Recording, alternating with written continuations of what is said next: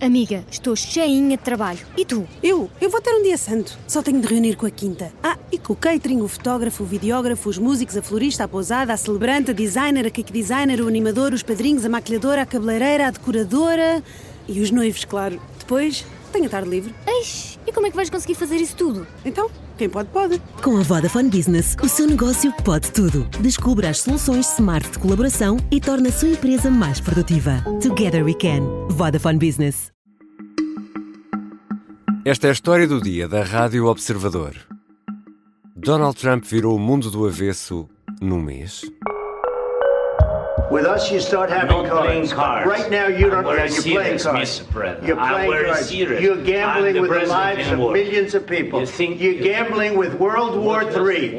You're gambling with World War III. And what you're doing is very disrespectful to the country, this country. That's back to you. Far more than a lot of people said they should have. Esta é uma discussão transmitida em todo o mundo pela televisão e em direto entre Donald Trump, Volodymyr Zelensky e J.D. Vance. Estão na Sala Oval, na Casa Branca, e Trump acusa Zelensky de estar a brincar com a vida de milhões de pessoas e de estar a brincar com a Terceira Guerra Mundial. J.D. Vance, o vice-presidente norte-americano, pergunta mesmo com um ar acusatório a Zelensky se já agradeceu aos Estados Unidos pelo apoio. Uma cena, se não inédita, muito rara, de um chefe de Estado a ser enxovalhado na Sala Oval pelo presidente norte-americano. Zelensky saiu da Casa Branca e a conferência de imprensa acabou cancelada. Em apenas um mês, Trump conseguiu mudar o mundo, mas de uma forma muito perigosa para as democracias ocidentais, ou será isto só uma visão pessimista do atual estado do mundo? Vou conversar com Bruno Cardoso Reis, historiador, comentador, autor do podcast da Rádio Observador 5 Continentes, que está nesta altura em Washington. Eu sou o Ricardo Conceição e esta é a história do dia, de segunda-feira, 3 de março. Bem-vindo, Bruno. Ainda está muito frio por aí em Washington? Olá, obrigado pelo convite. Não, já está a ficar mais solarengo e quente, não tanto como em Lisboa, mas enfim, mas isto é tudo relativo, não é? Depois de passarmos dias de temperaturas negativas, uns 10 graus já parecem muito bem. Já quase que pede calções. Bruno, aqui Exato. deste lado do Atlântico, quando olhamos para esse lado, temos tido aqui a tendência ou a tentação do queixo cair perante o que vemos e ouvimos vindo daí, da América. Donald Trump virou tudo do avesso aí nos Estados Unidos e já lá vamos ao resto do mundo? Bem, eu acho que é significativo que se fale de forma recorrente aqui de a possibilidade de uma crise constitucional, ou seja, isto, enfim, nos Estados Unidos é algo raro. Os Estados Unidos têm a Constituição mais antiga em vigor a nível global, portanto, a Constituição escrita, enfim, a Grã-Bretanha é um caso excepcional, mas os Estados Unidos têm a mesma Constituição desde 1789 em vigor, obviamente com revisões, etc., mas, portanto, fala-se da possibilidade, por exemplo, de Donald Trump desafiar abertamente ordens judiciais. E fala-se disso porque, por exemplo, aquele que parece ser o seu braço direito, quase que um primeiro-ministro ou um outro presidente, Elon Musk, constantemente está a colocar essa questão no Twitter, por exemplo. O verdadeiro vice-presidente, o J.D. Vance, que até é também um jurista, também coloca essa questão.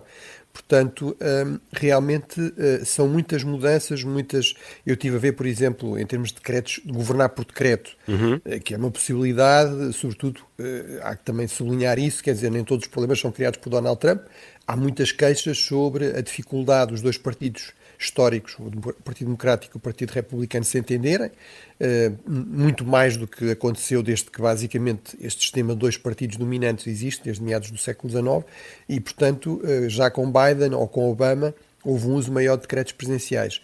Mas estamos a falar para um período equivalente de Donald Trump ter mais do dobro de Biden, mais de 80, Biden ficou pelos 40, Obama pelos 20.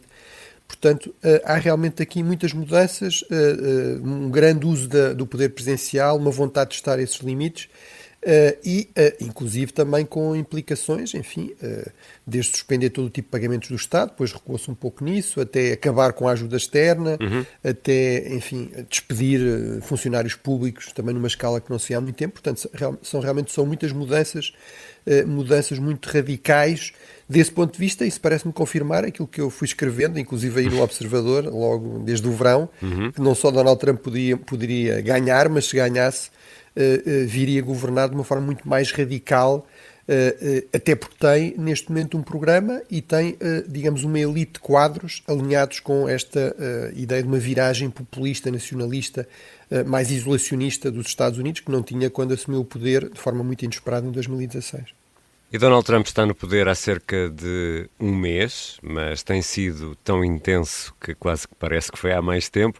Quando olhamos para o mundo, Bruno, ficamos a pensar, obviamente partindo aqui de uma perspectiva ocidental e muito redutora, fica aqui este alerta, mas parece que estamos a pensar que no início do ano os russos eram os maus, os americanos eram os bons, que no fim do filme ainda nos vinham salvar das garras dos vilões. E agora, chegados aqui ao Carnaval, quase que somos levados a pensar, e ainda no universo dos filmes, que os americanos passaram para o lado negro da força. É isso? Bem, o Carnaval no fundo, a tradição do Carnaval é esta inversão de papéis. Exato. Não é? Portanto, de repente... Então está tudo bem. Mas é suposto ser só por um dia, não é? Exato. Aqui o problema é que parece que será por mais do que um dia e realmente é mais uma vez uma viragem muito radical, não só na política interna, mas também na política externa. Eu diria se calhar até mais na política externa. Ou seja...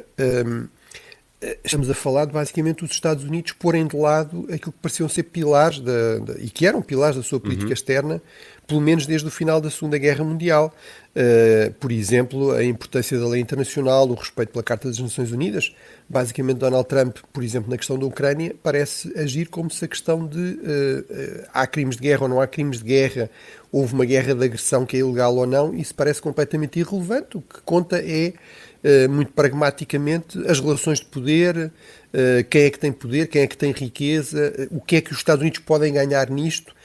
Portanto, uma visão que realmente não tem nada a ver com aquilo que é o histórico dos Estados Unidos há muitas e muitas décadas.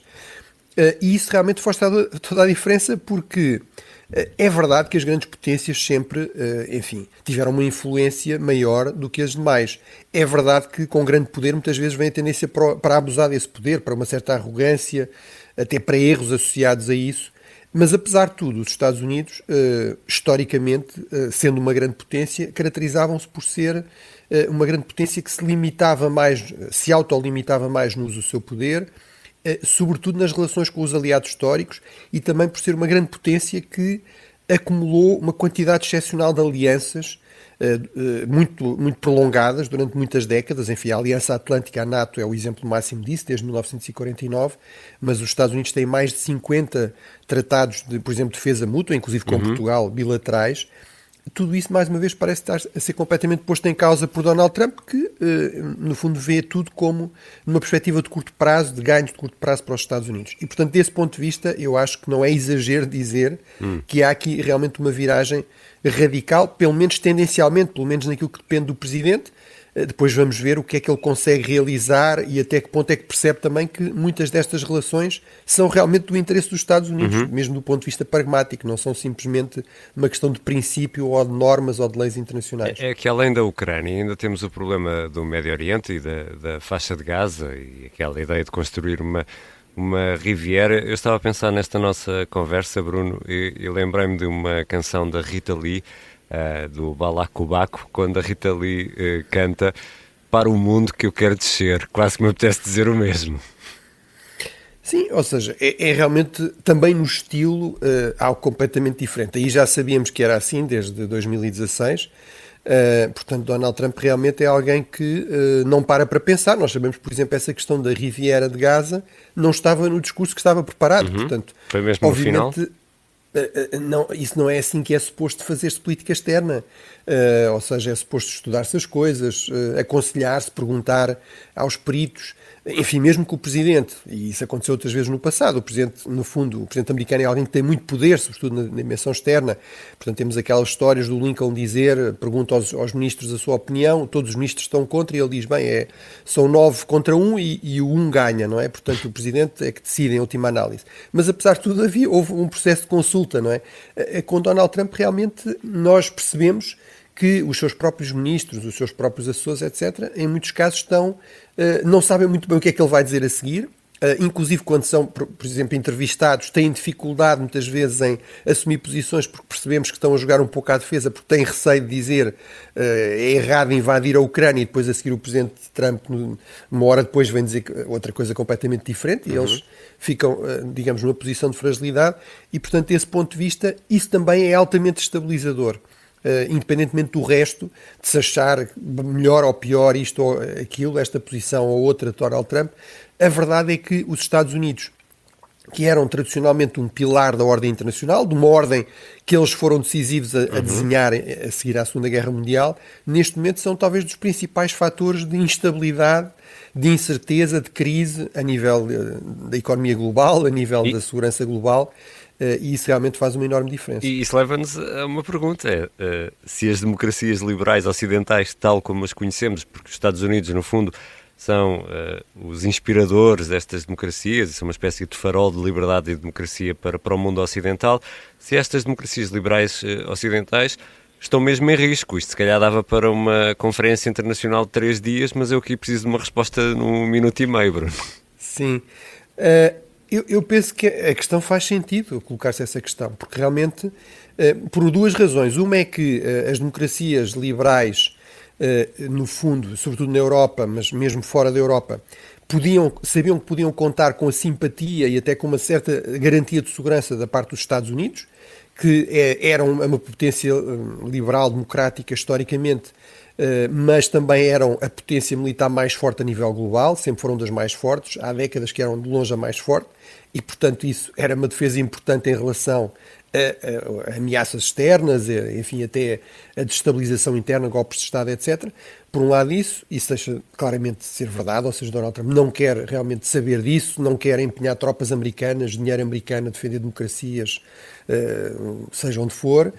Por outro lado, até em termos do próprio modelo de democracia liberal, realmente os Estados Unidos são um grande modelo desse tipo de democracia pluralista, em que não são simplesmente as eleições que contam, quando se vota não se entrega todo o poder a uma pessoa, mas há pesos e contrapesos, há divisão de poderes, há respeito pelo Estado de Direito, pelos direitos das minorias.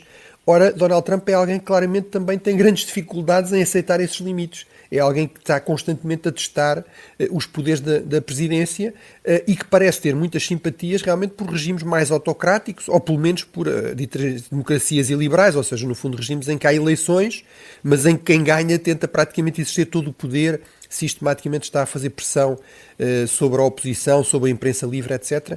E, portanto, também desse ponto de vista, digamos, os Estados Unidos parecem ser cada vez mais um modelo um pouco ao contrário, de reforçar a influência, o peso, o prestígio destes modelos mais iliberais, mais autocráticos. Já voltamos à conversa com o Bruno Cardoso Reis, comentador, professor universitário, especialista em segurança e defesa e que está connosco a partir de Washington. E no meio de tudo isto, qual será o papel da Europa neste novo mundo? Amiga, estou cheinha de trabalho. E tu? Eu vou ter um dia santo. Só tenho de reunir com a quinta. E com o catering, o fotógrafo, o videógrafo, os músicos, a florista, a pousada, a celebrante, a designer, a cake designer, o animador, os padrinhos, a maquilhadora, a cabeleireira, a decoradora e os noivos, claro. Depois, tenho a tarde livre. Eish, e como é que vais conseguir fazer isso tudo? Então, quem pode, pode. Com a Vodafone Business, o seu negócio pode tudo. Descubra as soluções smart de colaboração e torne a sua empresa mais produtiva. Together we can. Vodafone Business. O sargento na cela 7. O homem na cela 7 escapou à morte por pouco. Piratinha do ar. Eu já disse que ele só tem 16 anos. Um espião no Kremlin. Esta é a história escondida de como Putin montou uma teia de poder e guerra. O encantador de ricos. Todos queriam estar com ele, todos queriam ser vistos com ele e todos queriam fazer negócios com ele. Operação Papagaio. Dão-lhe a entender que o melhor é que também fique calado. Matar o Papa. Crono não está só disposto a matar, também está disposto a morrer. Um rei na boca do inferno. A mansão da boca do inferno está cheia de espiões e informadores, por dentro e por fora. São histórias que fazem parte dos Podcast Plus do Observador. Pode ouvir no site do Observador, nas plataformas de podcast e no YouTube. Podcast Plus é mais do que um podcast. Estamos de regresso à conversa com Bruno Cardoso Reis, comentador, professor universitário e autor do podcast da Rádio Observador 5 Continentes. Bruno, a velha Europa parece que se distraiu e de repente, quando abriu os olhos, corre agora o risco de ficar sozinha se, por exemplo, a resistência dos ucranianos sucumbir. Sim, ou seja, realmente esta dependência, esta aliança, este alinhamento com os Estados Unidos era algo muito confortável para a maior parte dos países europeus. Enfim, havia sempre um ou outro mais resistente, por exemplo, tradicionalmente a França, mas mesmo aí, ou seja, no fundo, isto permitia, não porque os europeus tenham deixado de gastar em defesa ou não tenham exércitos, porque depois também caímos no outro extremo. E eu aí estou à vontade porque há muito tempo que defendo que se devia gastar mais e que se tem de gastar mais por uma combinação de razões, uma Rússia muito mais agressiva, mudanças tecnológicas com grande impacto na defesa, não podemos depender tanto dos Estados Unidos ou contar tanto com os Estados Unidos. Mais uma vez também já há anos que eu sublinho que isto do Trump e do trumpismo é algo que vem para ficar, que mesmo o Partido Democrático está numa postura de muito mais retração estratégica. Portanto, há aí espaço para autocrítica e tudo isso, mas é verdade que os europeus, por exemplo, em termos de defesa, gastam tanto, se somarmos todos os países europeus, como basicamente a China, mais do que a Rússia, e só são claramente ultrapassados pelos Estados Unidos, mas isso todos os países do mundo são claramente ultrapassados pelos Estados Unidos em defesa. Agora, o problema é, independentemente de tudo isso, a questão é, com os Estados Unidos menos presente, com dúvidas até sobre o grau de compromisso com garantir a segurança da Europa, realmente, objetivamente, a Europa fica numa situação de maior insegurança e mesmo que gaste mais em defesa, vai ficar numa situação de maior insegurança e, portanto, isso é algo que é bastante preocupante para os países europeus. Aqui a expectativa, enfim, a possibilidade é que esta crise também se transforme numa oportunidade para os europeus, sobretudo coordenarem mais, por exemplo, o seu investimento em defesa, assumirem posições mais coesas também na ação externa, para fazer face a Donald Trump, por exemplo, na guerra comercial, para fazer face à Rússia, e, portanto, que isto seja uma oportunidade para a Europa ser menos palco e mais ator, porque nisso Donald Trump tem uma certa razão, quando dá a entender que a Ucrânia passa-se na Europa, mas que a Europa não é realmente um ator no conflito. Ele, no fundo, está a testar isso, não é? Se os europeus conseguirem apresentar aqui uma posição forte e coesa, certamente terá de se contar com os europeus, por exemplo, na discussão da situação da Ucrânia e de uma eventual paz ou cessar-fogo. E em termos de defesa, na União Europeia apenas a França tem armas nucleares, isto em termos de União Europeia. Podemos contar com o Reino Unido? Os britânicos estarão sempre connosco ou não?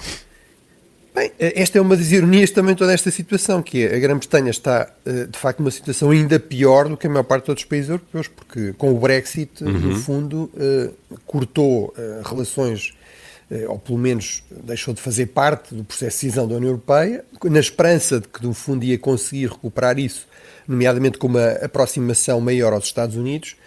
Ora, os Estados Unidos passaram a ser um aliado muito mais incerto, até para a própria Grã-Bretanha, embora a Grã-Bretanha aí tenha algum soft power. Enfim, sabemos que, por exemplo, o primeiro-ministro britânico veio cá e o rei Carlos III convidou Donald Trump para uma visita de Estado, para visitar Balmoral, aquele palácio na Escócia, etc. Isso são coisas que o Donald Trump aprecia muito e que os europeus, aliás, devem explorar, esse tipo de soft power, mas a verdade é que, de facto, enfim, isso ganha aqui alguma boa vontade de curto prazo, mas mesmo em termos de relações comerciais, por exemplo, Donald Trump não afasta a possibilidade de tarifas também contra a Grã-Bretanha, depende do acordo que os britânicos estejam dispostos a fazer. Portanto, isso realmente levou a Grã-Bretanha, não apenas também por ter um governo trabalhista e pela opinião pública estar muito mais autocrítica em relação ao Brexit, mas levou a Grã-Bretanha a aproximar-se mais da Europa e isso ficou bastante evidente na questão da reação à possibilidade de uma imposição, de uma espécie de rendição à Ucrânia, e, portanto, esse pode ser um dos aspectos positivos, ou seja, um reforço aqui do esforço coordenado de rearmamento ser feito não apenas no contexto da União Europeia, mas com outros países europeus, como por exemplo a Noruega, que tem muito dinheiro do petróleo, com a Grã-Bretanha, que tem uma indústria militar importante. A dimensão nuclear também, que aqui há 2 ou 3 anos, enfim, havia abaixo-assinados para acabar com as armas nucleares, para Portugal aderir ao tratado, enfim, obviamente tornam-se muito mais importantes. Eventualmente, uma das coisas que se ponderará e que se poderá desenvolver e que eu penso que faz sentido era armas nucleares táticas, digamos, como uma espécie de financiamento europeu, como parte de um financiamento comum europeu, que também será indispensável para este rearmamento poder avançar rapidamente e sem pressões excessivas sobre a economia e sobre os orçamentos. Historicamente sempre foi assim, sempre foi preciso haver dívida pública barata para um Estado conseguir ser um poder militar forte. Foi a vantagem, por exemplo, da Grã-Bretanha face à França no final do século XVIII ou no século XIX.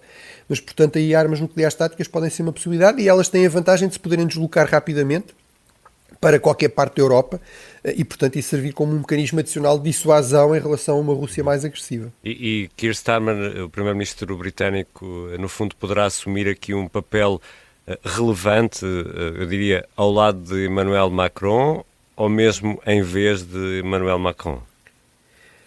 Bem, aí os britânicos, por exemplo, nas últimas 2 semanas começaram a falar, bem, a Grã-Bretanha vai voltar a ser a ponte entre os Estados Unidos e a Europa. Keir Starmer vem cá, vai ser o primeiro líder europeu a vir, enfim, uma visita, digamos, individual, não como parte da posse de Donald Trump, e, portanto, na verdade, Macron ultrapassou, não é? Veio uns dias mais cedo e também tem uma boa relação com Donald Trump, em termos pessoais, e tem a vantagem de estar dentro da União Europeia. Portanto, aí eu diria a Grã-Bretanha terá um papel importante, mas reduzido por causa do Brexit, apesar de tudo.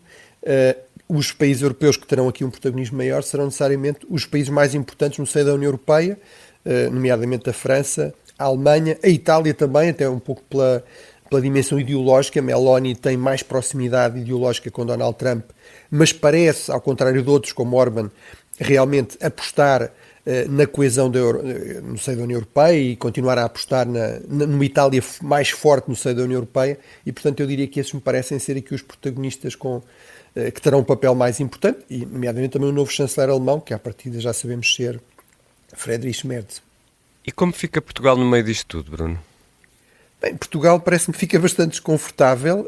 Eu penso que não só Portugal, mas muitos europeus e muitos líderes europeus estavam um pouco em negação em relação ao segundo mandato de Donald Trump, no fundo na esperança de que não acontecesse, ou se acontecesse fosse um pouco como o primeiro mandato. Ora, eu estou à vontade porque fui escrevendo, dizendo isso muitas vezes, não vai ser, ele tem condições para ser muito mais radical, tem um quadro, digamos, de jovens que estão completamente alinhados com ele, portanto não vai ter ministros comprometidos com as alianças tradicionais a bloquear coisas. E, portanto, aí parece-me Portugal, como outros países europeus, se calhar se podia ter preparado mais para um plano B, que sendo desagradável é necessário. Eu diria, tem de se apostar mais no minilateralismo fora e dentro da União Europeia, já é isso que estamos a ver, estas cimeiras improvisadas em Paris. Não é preciso que todos os 27 estejam sempre de acordo, e aí Portugal tem o mais possível tentar fazer parte disso, juntamente com Estados com quem tem convergência de interesses e de valores e até de afinidades geográficas, económicas, etc. Portanto, aí acho que realmente a relação com a França, enfim, tivemos agora Macron também em Lisboa, é muito importante, com a Espanha, com outros países do Sul e com os países também mais atlantistas, mas sem ter ilusões sobre a possibilidade de manter a relação com os Estados Unidos tal como ela tem sido até aqui. Apesar de tudo, Portugal tem uma vantagem, que é, em termos geoestratégicos, é importante para os Estados Unidos, sobretudo se Donald Trump não se lembrar de tentar anexar os Açores, não é? Portanto, realmente os Açores são fundamentais para os interesses, para a defesa dos Estados Unidos, portanto, até em termos bilaterais, continua a haver aqui argumentos para haver uma boa relação. É um ótimo sítio para fazer escala com aviões, não é? Portanto, exatamente. Para controlar o Atlântico, que é mais um protagonista, mais um palco também desta crescente tensão com a Rússia. Mas eu diria aí, eu percebo uma certa estratégia de discrição, ou seja, não sermos um alvo evidente e muito visível no contexto atual de um certo caos não é mau. Agora não podemos confiar apenas nisso e realmente temos de apostar mais nestes formatos mais variáveis, diversificar relações, sem deixar de procurar ter boas relações na medida do possível com os Estados Unidos de Donald Trump, porque isso é o que toda a gente vai procurar fazer, não por Donald Trump ser um gênio estratégico, mas porque os Estados Unidos são a maior economia mundial, a mais dinâmica, são a potência militar mais forte a nível global e, portanto, toda a gente, por muito que não goste do atual presidente americano, ou goste mais ou menos, vai tentar ter uma boa relação e chegar a acordos com ele. Bruno, é carnaval, é tempo de folia, até porque vem aí o tempo de carestia da quaresma e depois desta conversa, não sei, eu fico um pouco pessimista e a pensar que este tempo de renúncia, de angústia, não vai acabar na Páscoa, já que estou tão forte nas metáforas, como se diz na Guerra dos Tronos, o inverno está a chegar, Bruno? Sim, eu temo que sim, ou seja, parece-me que, apesar de tudo, a Europa e Portugal, no contexto europeu, será das zonas mais seguras e isso pode ser uma vantagem. Ainda recentemente estava a falar aqui com um empresário americano que, por exemplo, gosta imenso de Portugal e cada vez mais há americanos a pensar em Portugal como uma espécie de refúgio em relação ao caos político interno aqui, em relação às ameaças externas. Certamente para a Rússia Portugal nunca será um alvo prioritário, mas eu diria que a retirada dos Estados Unidos, independentemente aqui de Donald Trump, gostarmos mais ou menos do estilo, simplesmente o facto dos Estados Unidos estarem menos presentes a nível global, se pôr a hipótese, por exemplo, de retirarem completamente as tropas da Europa e de fazerem isso em outras regiões, isso vai criar vazios de poder que nós sabemos que historicamente sempre levaram a conflitos, ou seja, isso vai levar outras potências a tentar preencher esses vazios de poder, a afirmar-se como potências dominantes a nível regional ou global e geralmente isso leva a conflitos, muitas vezes conflitos armados.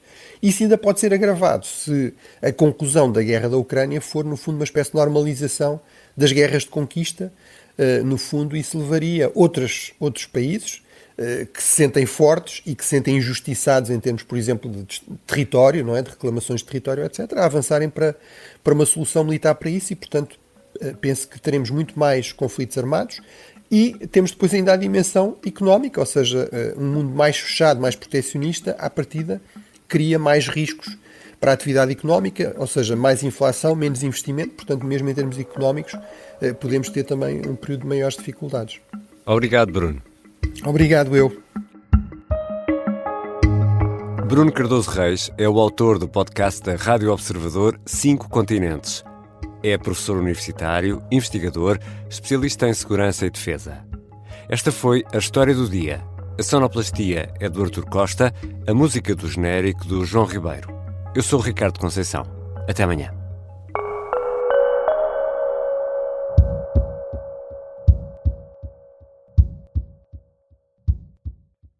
Amiga, estou cheinha de trabalho. E tu? Eu vou ter um dia santo. Só tenho de reunir com a quinta. E com o catering, o fotógrafo, o videógrafo, os músicos, a florista, a pousada, a celebrante, a designer, a cake designer, o animador, os padrinhos, a maquilhadora, a cabeleireira, a decoradora e os noivos, claro. Depois, tenho a tarde livre. Eish, e como é que vais conseguir fazer isso tudo? Então, quem pode, pode. Com a Vodafone Business, o seu negócio pode tudo. Descubra as soluções smart de colaboração e torne a sua empresa mais produtiva. Together we can. Vodafone Business.